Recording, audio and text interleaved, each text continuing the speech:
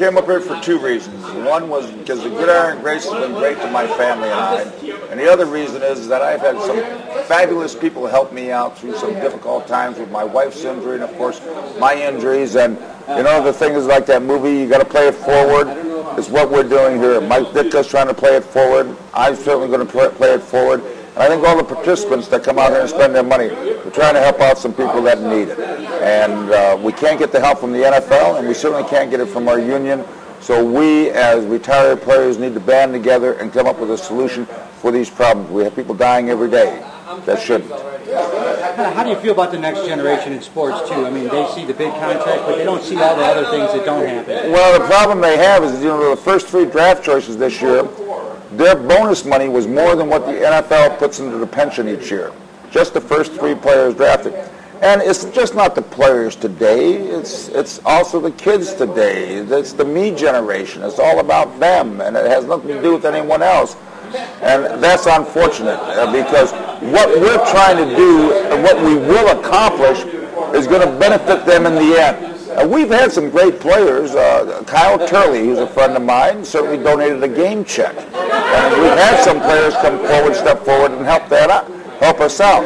So the thing is, I can't say all of them, but I said the majority of them, they got to understand that what we're doing is going to certainly help them in the end. How did you get involved personally? Did they call you? Did you see them? Well, I've been fighting the NFL for like 20 years, and my history with it, and back and forth with them, and I've had lawyers, some top-notch lawyers. Joey Spence is a friend of mine. 30 years ago, he called the union, and they wouldn't even talk to him and stuff of that nature.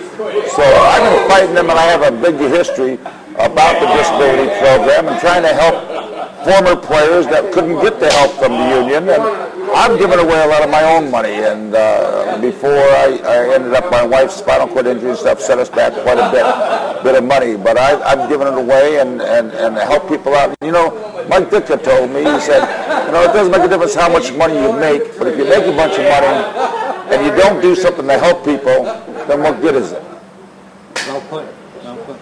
And what do you tell the other guys that are on the sidelines right now? They're retired, they're thinking about getting in, they're thinking about not getting in. You know, I've always been a maverick. I want to stand up for the little guy. I want to stand up for the person that doesn't have a voice. And sometimes in life, that's not a real good, you know, if you want to really get ahead in the corporate world, that's not a good philosophy to have. But I don't really care.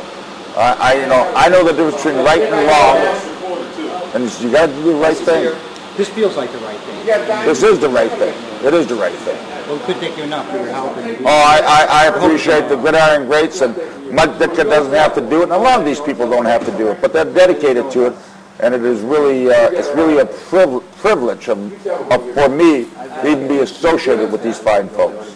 Well, we're glad to hear. Thanks again for your help. Okay, thank you.